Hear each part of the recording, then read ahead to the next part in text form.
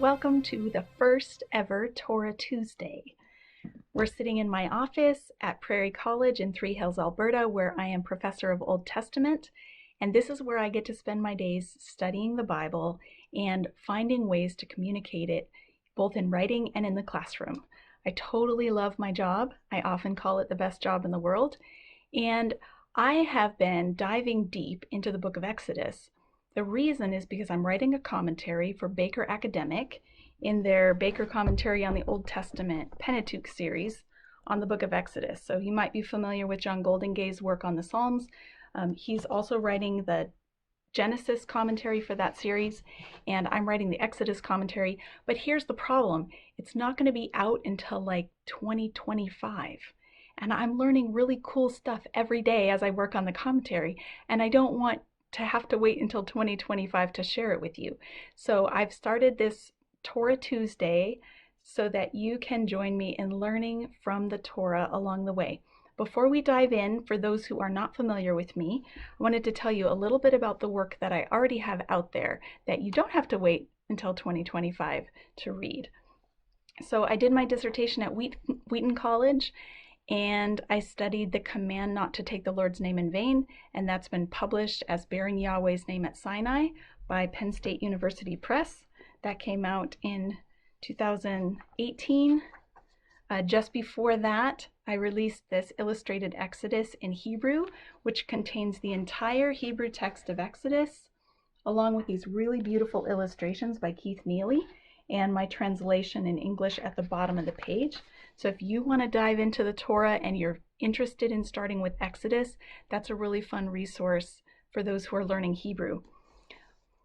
Most people would probably know me for this book that was released in 2019, Bearing God's Name, Why Sinai Still Matters. This is put out by InterVarsity Press.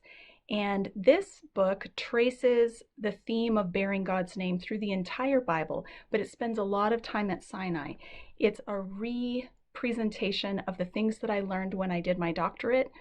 And so it's got this is the research behind it, but it's represented, re-expressed for non-scholars, for the church at large. I'm working on 2 more projects right now that relate to the Torah.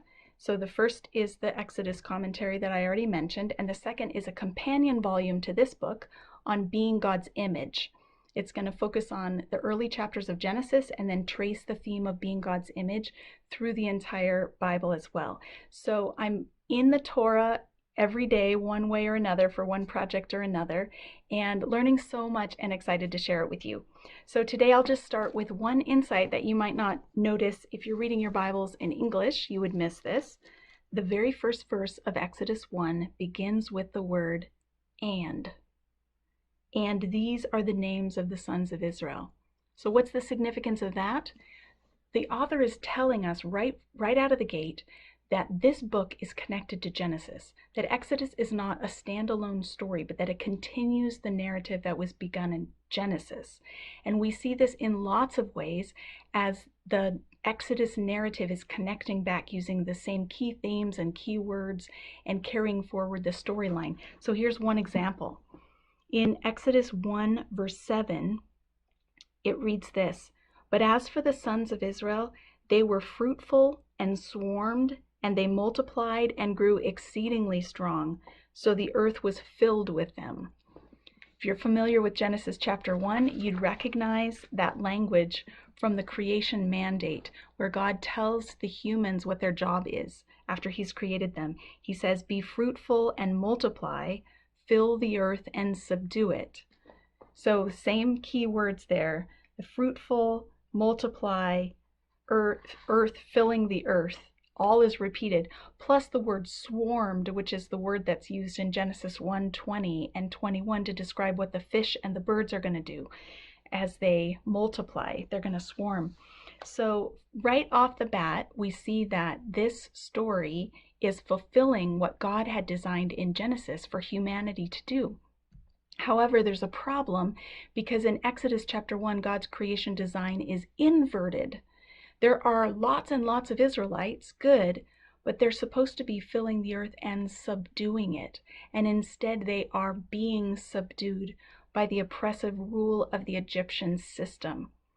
So there's a problem in the fulfillment of the creation mandate, and we can see that God will step in and do something about this problem as the story unfolds. So that's our tidbit for today. Check back again next week for a new video, and if you liked this one, share it with a friend, like and subscribe so you make sure you don't miss any in the future. Thanks for joining me.